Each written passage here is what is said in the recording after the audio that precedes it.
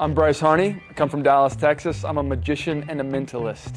What defines me as an artist is on stage I like to bring the energy, throw some charm in there, and it's got to be entertaining before it's magical. People like magic or mentalism, but they want to be entertained most of all. My grandfather showed me a card trick when I was 10 years old. He's a poker player, and I can only assume, since he's not with us anymore, he must have picked that trick up at a poker game. And then when I was visiting him in Tennessee on a family trip, showed me the trick. I begged him to tell me the secret. And when he finally did, I just practiced, showed anyone who'd give me the time of day, and fell in love with that scenario. Like, a lot of magicians say, like, I love the reactions, but I love the connection. You know, when I'm showing you something amazing, and in that moment, like, as soon as you react, and then we have that moment of like the smile or the laugh or the oh my gosh, and then what happens after that, I think that brings people together. If I was gonna collaborate with anybody, in my industry specifically, David Blaine is a huge inspiration.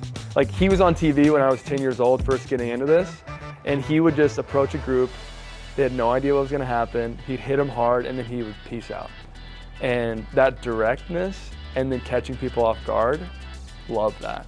Because, you know, there's so many different forms of magic, there's so many different forms of music, like there's so many different forms of comedy. If you can hit somebody hard and direct, I think that's what people appreciate most, right? I tell people I've always been like 4 years behind people. When I went into college, I was like, everyone had this idea of what they wanted to do and like how they were gonna get there. And I feel like I would have that same feeling 4 years later, right? So when I was like, I wanna do magic, I had no plan. I didn't know how to do it. All I knew is that my parents were supportive of it.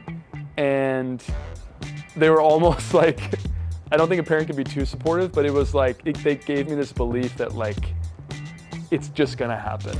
And so along the way, getting in front of the right people ultimately is what made it happen. But no, there was no plan, no big goal. Just, if I can do this, it's what makes me happy. And then, yeah, the rest is just gravy.